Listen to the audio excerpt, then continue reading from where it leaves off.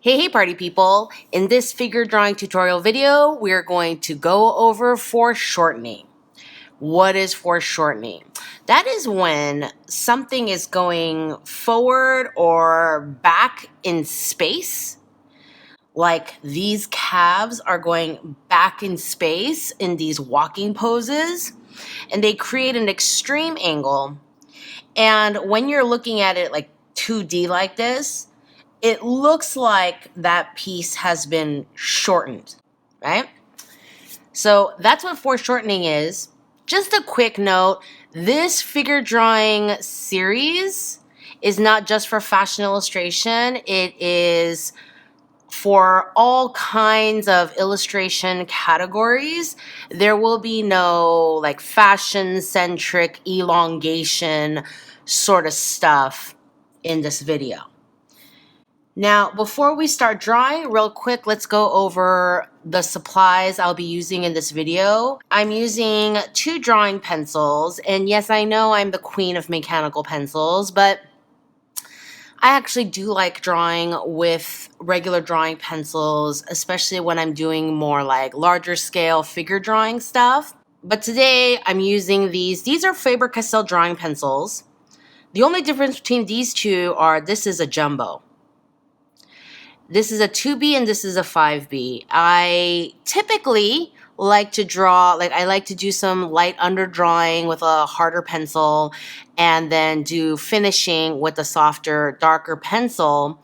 And usually I'll use like an HB and a 2B, but because I want the drawing to really show up on camera, I am using a 2B and a 5B, which are softer and darker than what I normally use. I don't have a huge brand preference between drawing pencil brands, but I do like the hexagonal barrel, okay, the 6-sided barrel, as opposed to, a round barrel, okay? It just feels nice in my hand. This jumbo one particularly feels nice in my hand. That's just a personal preference.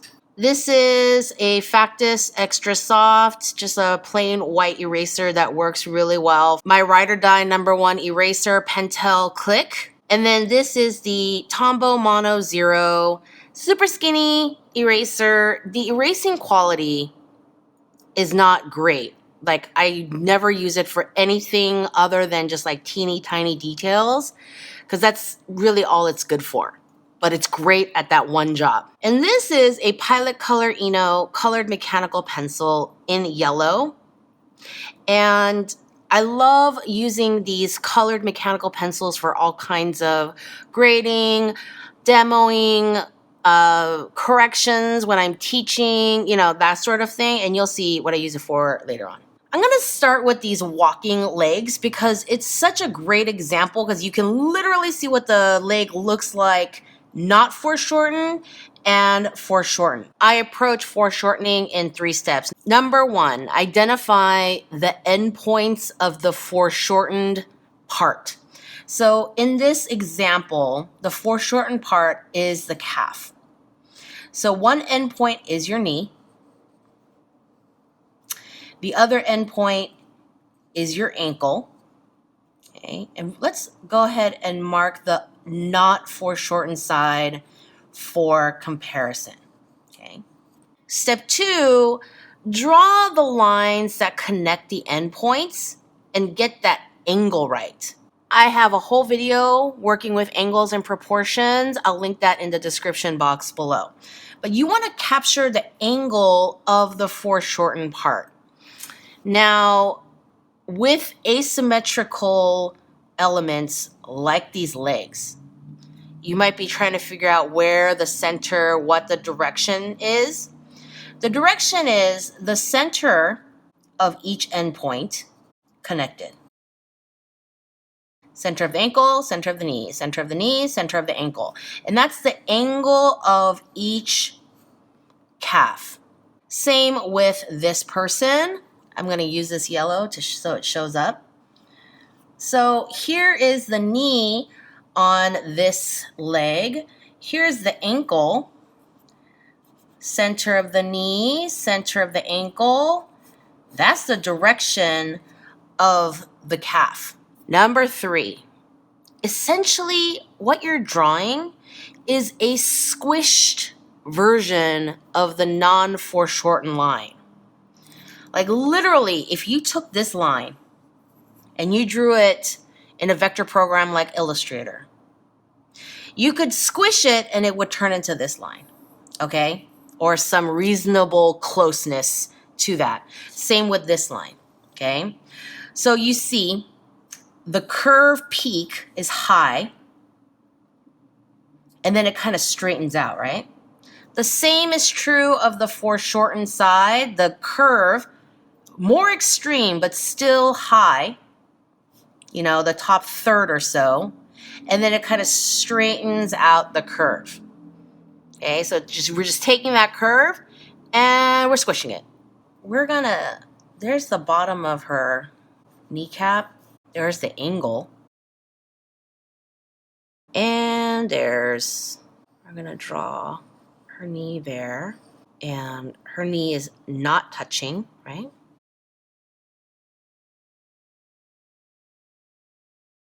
And then we have this angle.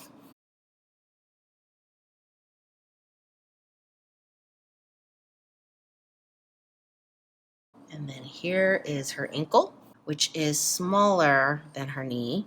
And then this, like the center of her ankle, here's like 2/3 of the way down. And that's the center of her ankle. The angle of this leg looks almost straight up and down. Almost. Not quite. And then there is her ankle there. You might be thinking that this ankle will be smaller than this ankle because it's back in space. But think about human bodies. Calves are not that long. And so it does go back in space, but not a whole bunch. You're thinking more, extreme perspectives with bigger things. You would see that kind of perspective if someone was doing the splits and you've got like one ankle here and then like one ankle back there. But something like this, they're still pretty close together, okay? So I'm not gonna make the ankles that different from each other. Straight on the outside of the knee, curves out, high curve on the outside. Notice that the leg does get skinnier before we get to the outside of the ankle here. So, we're seeing this. I may have gotten a little bit extreme with that curve. I like sexy leg curves. And then we have the inside of the knee is rounded. Okay, there's your kneecap in there. And the curve is lower. This curve is high, this curve is lower. And then again, the leg is skinnier above the ankle. Now there's this leg and it's coming up. The curve starts up here because of the foreshortening. Like this is the bottom, right? And so you're seeing all of this come up here. We're gonna see a lot of that squished up muscle. And again, the leg is gonna get skinnier before you come in for the ankle. This has a more subtle curve. It's coming in. We're gonna see that divot, right? We're gonna see a bit of that curve. Again, getting skinnier before it flares back out for the ankle. Usually when you have a sitting pose, you will see some foreshortened thighs. This one is a bit more extreme. The thigh is coming straight at us. And this guy's manspreading like he's on a New York subway train. And so his are less foreshortened, but still the same sort of rules apply. Number one, again, figure out the endpoints of the foreshortened part, which means we have to address the pelvis. So with this one, I'll draw the hips. It's usually kind of a trapezoidal rounded shape. She's sitting pretty symmetrically, so I'm gonna mark the center front. And then, her butt is pulled up in this one because her leg is going up. And then on this side, because it's relaxed, her butt is going all the way down. You see the difference there? There's your crotch, and that's where the leg comes in. Usually, okay, when I'm doing an entire figure, I kind of map things out using the head. So I will measure the thigh by the length of head. And it's actually about one head in a length. In this scenario, we're just drawing the thigh. So in cases like this, I figure out the ratio between the length or height and the width of the thigh. So I'm gonna mark the top of that like little bikini short thing. And the width is there, right? And if I make a box, and then I make another box, her kneecap sits right about 1.5, right? So that's the top of her leg, and that's the width. And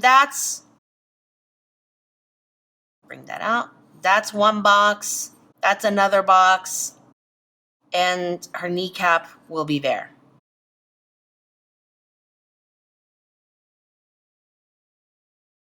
It's a bit like using the grid method to draw, just as a drawing exercise, okay? Until you get better at kind of eyeballing things on your own or drawing an imaginary grid in your mind. This thigh is less foreshortened, but essentially the same. Let's draw this guy.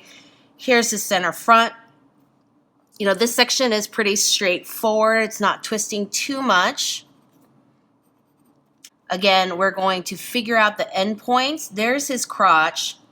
Like if we were drawing little panties on him, that's kind of where that would sit. This length is about the same as this length. So here and here, we're about here. This is kind of angling out. We have, that's his other endpoint. That's his knee, and there's his kneecap. And that's the direction of his thigh. So let's mimic that angle as best as we can. If we extend the crotch line, it's like just over his knee. We're like here. Like I showed in the angles and proportions video, you know, use your markers. There's the end of that knee. There's the end of his shorts. You know, there's where his shorts are. That's the end of his knee. So his knee is going to be about here. Big curve of that top quad. His kneecap is over here because it is an angled leg. Same process for arms, but let's just go over the shapes. So here's his trap. Our clavicles end like kind of like right over your armpit, the top of your deltoid. There's that bump right there. And so there's his suprasternal notch. So there's the basic angle of his clavicle. So we're here and we're here. Create that angle in here. There's where his deltoid would sit. There's his sternum. And we're gonna bring this down. You know, his pec is going in there like that. It hits the middle of the forearm. We're bringing this down. There's his elbow. There's the ball of his deltoid. There's his forearm. Do you see this angle? Very slight. Like that. And like that. And then this angle is coming down. It's very similar to the angle of the clavicle. I'm going to use this red Caran d'Ache Luminance pencil just because things are getting a bit messy.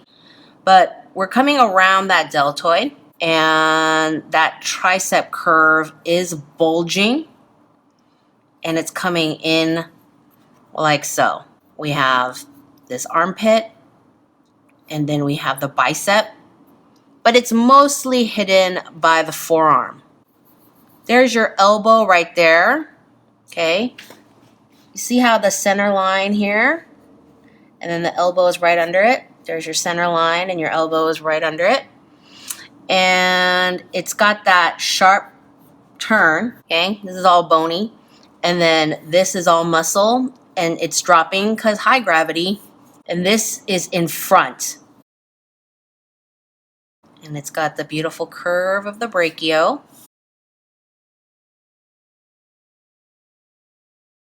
Now, forearms are just a little bit easier just because they're a simpler shape.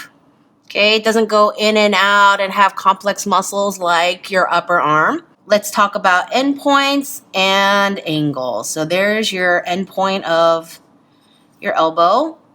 There's your wrist. Okay, it's in here. And then there is your angle.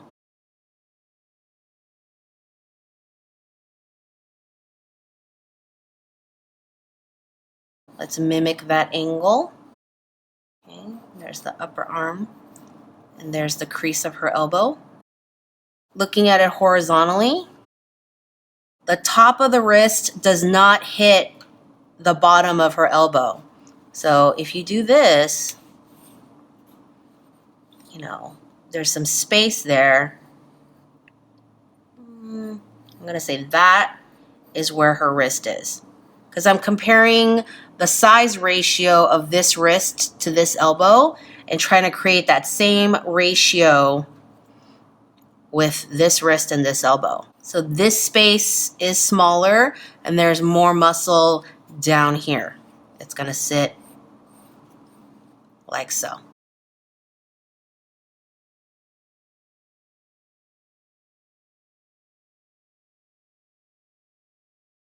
This one is a much more extreme angle. It's just like coming almost exactly at us. Okay. So again, here is your end point. You're kind of figuring out where that elbow is. And then there is your wrist in here. And there's your angle. Are they on the same? They're like on top of each other. There's a space in here because the muscle is dipping. And there's the crease of the elbow, right? There's like almost no space. There's the angle, and her hand is sitting like right in front. There's the angle of her upper arm. There's the crease of her elbow, the swell of her brachio. It's going over. There's her thumb coming down. And notice it kind of meets right there, right at the meaty part of her thumb.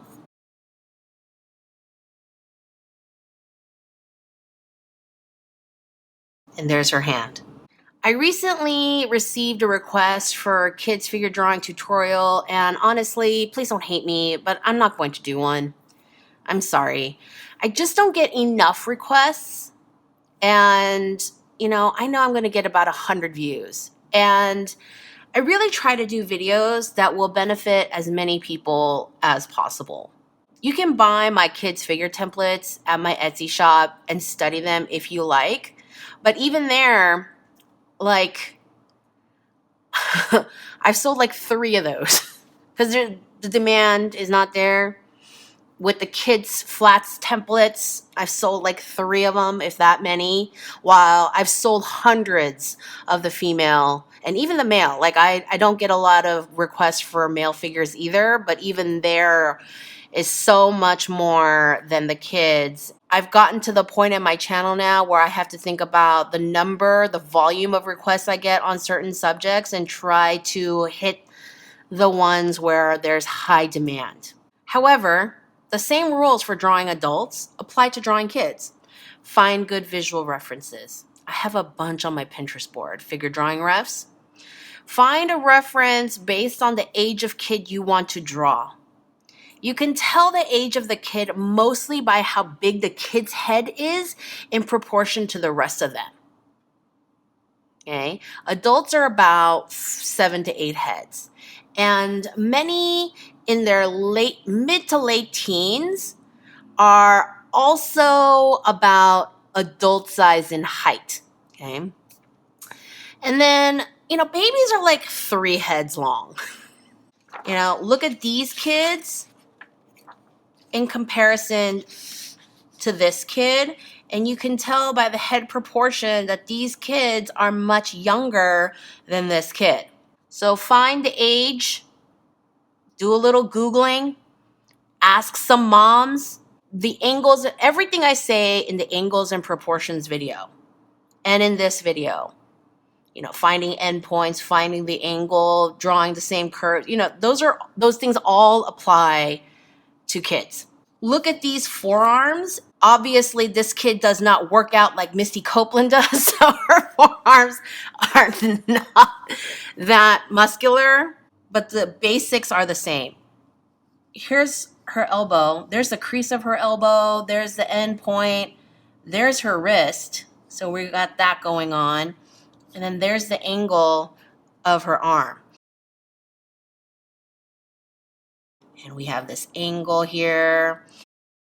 We have space here for another circle. And then we have a smaller circle for the wrist. Kids in general, male and female, have way less, musculature and, detailed anatomy than adults do. And then there's her hand. Look at this trio of walking legs. And there's not that much difference in terms of their shapes and what is going on. With the kids, the calves are shorter in proportion to the width, right?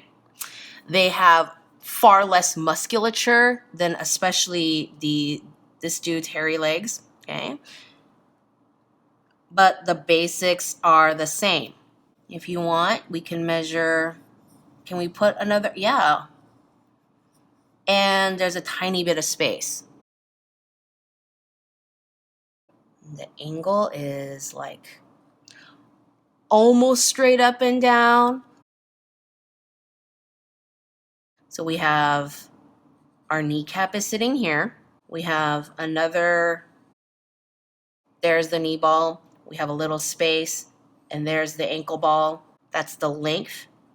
And then this foot is not foreshortened at all. So 1, 2, 3.5.